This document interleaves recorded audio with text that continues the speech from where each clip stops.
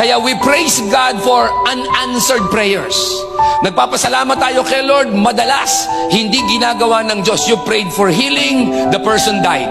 You prayed for makapasa ka, bumagsak ka. You prayed and you claimed na ma-deal mo yung business, makuha mo yung dapat, hindi nangyari. Now this is the reason why many are disappointed to God.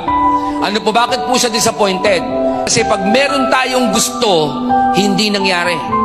Nag-pray ka, sana matuloy, hindi nangyari. Nag-hope ka kinabukasan, sana maibigay na sa akin, hindi nangyari. Then you are disappointed. And then sinisisi mo si Lord, biniblame mo siya. Ang dahilan, kasi kilala mo lang ang Diyos sa kaya niyang gawin. Pero pagkakilala mo talaga ang Diyos, dapat kilala mo rin ang Diyos sa hindi niya gagawin. At eto pa, mahal ko ang Diyos at mahal mo ang Diyos sa kaya niyang gawin. Pero ito pinakamatindi, mas minamahal ko ang Diyos sa mga bagay na hindi niya ginagawa sa akin.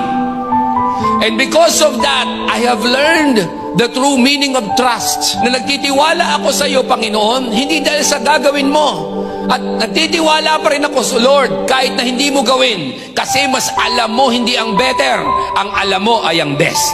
Alam mo, ang hinihintay lang naman ng Diyos, sabihin mo sa Kanya, Panginoon, I still trust you, I still love you, I will still pray, I will still worship, and I will still serve. Kahit hindi mo ibigay, ang mahalaga, ikaw ang mahalaga sa buhay ko.